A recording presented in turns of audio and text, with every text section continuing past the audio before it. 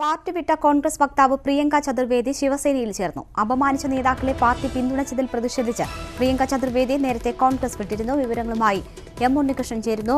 ഉണ്ണി, കോൺഗ്രസ് വിട്ട പ്രിയങ്ക ചതുർവേദി ശിവസേനയിൽ ചേർന്നിരിക്കുകയാണ്.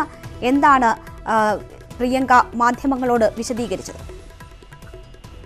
തീർച്ചയായും കോൺഗ്രസ് വിട്ടതിനു ശേഷം ഇപ്പോൾ കോൺഗ്രസ് വക്താവായിരുന്ന പ്രിയങ്ക ചതുർവേദി ശിവസേനയിൽ ചേർന്നിരിക്കുന്നു. മുംബൈയിലുള്ള ഉദ്ധവ് താക്കറെയുടെ വസതിയിലെത്തിയാണ് ഈ പാർട്ടി മാറ്റമുണ്ടായിരിക്കുന്നത്.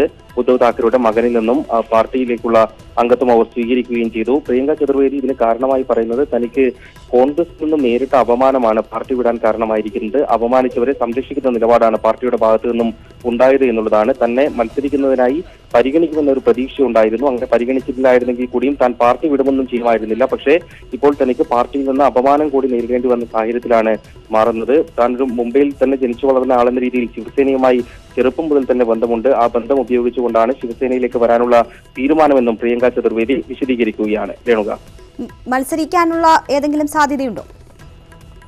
മത്സരിക്കാനുള്ള സാധ്യത ഉണ്ട് എന്ന് തന്നെയാണ് ലഭിക്കുന്ന സൂചന. മഹാരാഷ്ട്രയിൽ നിന്നും ശിവസേന ടിക്കറ്റിൽ പ്രിയങ്ക ചതുർവേദി മത്സരിച്ചേക്കുമെന്നാണ് പറയുന്ന അഭ്യൂഹങ്ങൾ. ഇതുവരെയും ഇന്നത്തെ വാർത്താ സമ്മേളനത്തിൽ ഇത് സംബന്ധിച്ചുള്ള സ്ഥിരീകരണം ഉണ്ടായിട്ടില്ല. മത്സരിക്കുമോ എന്ന ചോദ്യത്തിന് പ്രിയങ്ക ചതുർവേദി തന്നെ പറഞ്ഞത് പാർട്ടി ഏൽപ്പിക്കുന്ന ഏതൊരു ഉത്തരവാദിത്വവും ഏറ്റെടുക്കുമെന്നുള്ളതാണ്. ഉദ്ധവ് താക്കറെയും ഇതേ പ്രതികരണം തന്നെയാണ് നടത്തിയത്. പാർട്ടി എന്തൊക്കെ ചുമതലകൾ ഏൽപ്പിക്കണമെന്ന കാര്യം ആലോചിക്കും. ആ ചുമതലകളെല്ലാം ഏറ്റെടുക്കാൻ പ്രിയങ്ക ചതുർവേദി തന്നെ തയ്യാറാണെന്ന് അറിയിച്ചിട്ടുണ്ടല്ലോ എന്നായിരുന്നു ഉദ്ധവ് താക്കറെയുടെ മറുപടി. ശരി, എം ഉണ്ണികൃഷ്ണനാണ് വിവരങ്ങൾ നൽകിയത്. പ്രിയങ്ക ചതുർവേദിയുടെ പ്രതികരണം കാണാം.